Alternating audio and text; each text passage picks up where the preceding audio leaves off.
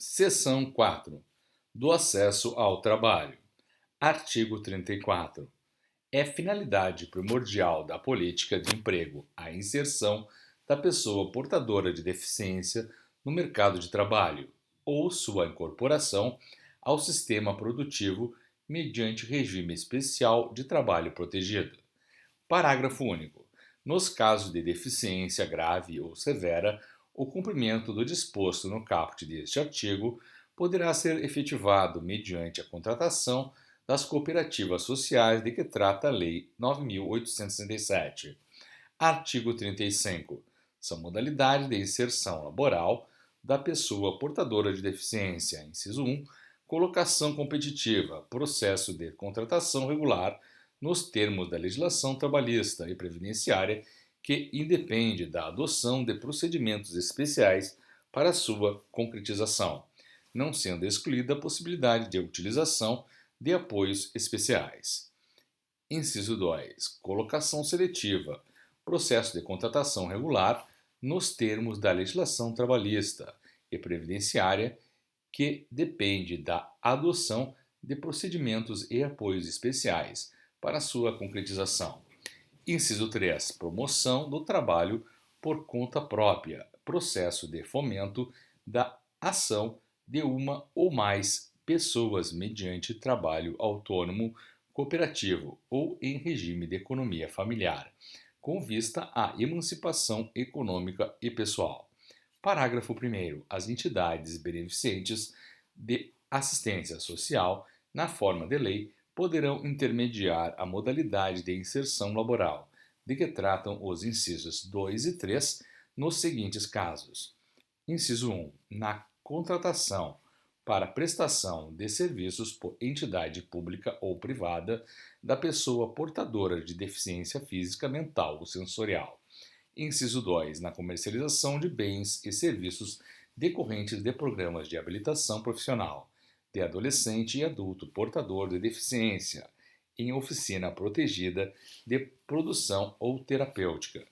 Parágrafo 2º. Consideram-se procedimentos especiais os meios utilizados para a contratação de pessoa que, devido ao seu grau de deficiência, transitória ou permanente, exija condições especiais, tais como jornada variável, horário flexível, proporcionalidade de salário, ambiente de trabalho adequado às suas especificidades, entre outros.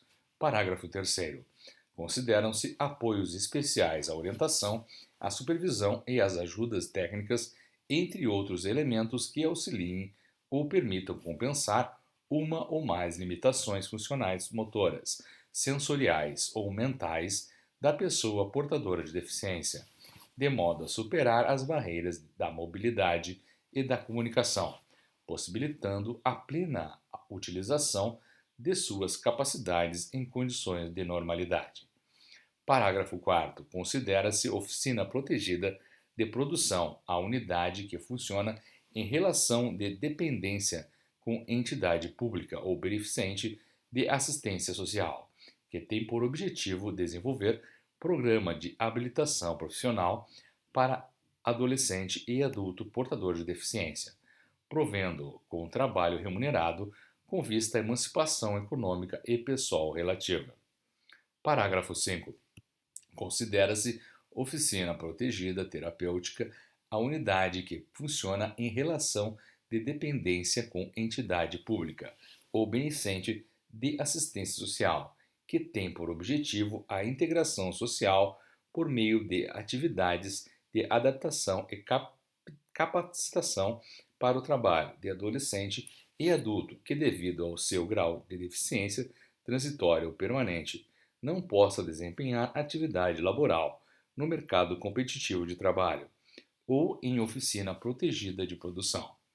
Parágrafo 6º. O período de adaptação e capacitação para o trabalho de adolescente e adulto portador de deficiência em oficina protegida terapêutica não caracteriza vínculo empregatício e está condicionado a processo de avaliação individual, que considere o desenvolvimento biopsicossocial da pessoa. Parágrafo 7º. A prestação de serviços será feita mediante celebração de convênio ou contrato formal, entre a entidade beneficente de assistência social e o tomador de serviços, no qual constará a relação nominal dos trabalhadores portadores de deficiência colocados à disposição do tomador. Parágrafo 8. A entidade que se utilizar do processo de colocação seletiva deverá promover, em parceria com o tomador de serviços, programas de prevenção de doenças profissionais e de redução da capacidade laboral, bem assim programas de reabilitação caso ocorram patologias ou se manifestem outras incapacidades. Artigo 36. A empresa com 100 ou mais empregados está obrigada a preencher de 2 a 5% de seus cargos com beneficiários da Previdência Social reabilitados ou com pessoa portadora de deficiência habilitada, na seguinte proporção: inciso 1, até 200 empregados, 2%. Inciso 2, de 201 a 500 empregados, 3%. Inciso 3, de 501 a 1.000 empregados, 4%. Inciso 4, mais de 1.000 empregados, 5%. Parágrafo 1º. A dispensa de empregado, na condição estabelecida neste artigo, quando se tratar de contrato por prazo determinado superior a 90 dias, e a dispensa imotivada no contrato por prazo indeterminado somente poderá ocorrer após a contratação de substituto em condições semelhantes. Parágrafo 2º. Considera-se pessoa portadora de deficiência habilitada aquela que concluiu curso de educação profissional de nível básico, técnico ou tecnológico, ou curso superior com certificação ou diplomação expedida por instituição pública ou privada legalmente credenciada pelo Ministério da Educação ou órgão equivalente, ou aquela com o certificado de conclusão de processo de habilitação ou reabilitação profissional, fornecido pelo Instituto Nacional do Seguro Social, INSS. Parágrafo 3º. Considera-se também pessoa portadora de deficiência habilitada aquela que, não tendo se submetido a processos de habilitação ou reabilitação, esteja capacitada para o exercício da função. Parágrafo 4º. A pessoa portadora de deficiência habilitada, nos termos dos parágrafos 2º e 3º deste artigo, poderá recorrer à intermediação de órgão integrante do Sistema Público de Emprego para fins de inclusão laboral, na forma deste artigo. Parágrafo 5º. Compete ao Ministério do Trabalho e Emprego estabelecer sistemática de fiscalização, avaliação e controle de empresas, bem como instituir procedimentos e formulários que propiciem estatísticas sobre o número de empregados portadores de deficiência e de vagas preenchidas, para fins de acompanhamento do disposto no caput deste artigo. Artigo 44. A análise dos aspectos relativos ao potencial de trabalho do candidato portador de deficiência obedecerá ao disposto no artigo 20 da Lei 8.112. Artigo 45. Serão implementados programas de formação e qualificação profissional, voltados para a pessoa portadora de deficiência no âmbito do Plano Nacional de Formação Profissional Planfor. Parágrafo único. Os programas de formação e qualificação profissional para a pessoa portadora de deficiência terão como objetivos: inciso 1. Criar condições que garantam a toda pessoa portadora de deficiência o direito a receber uma formação profissional adequada. Inciso 2. Organizar os meios de formação necessários para qualificar a pessoa portadora de deficiência para a inserção competitiva no mercado laboral. Inciso 3.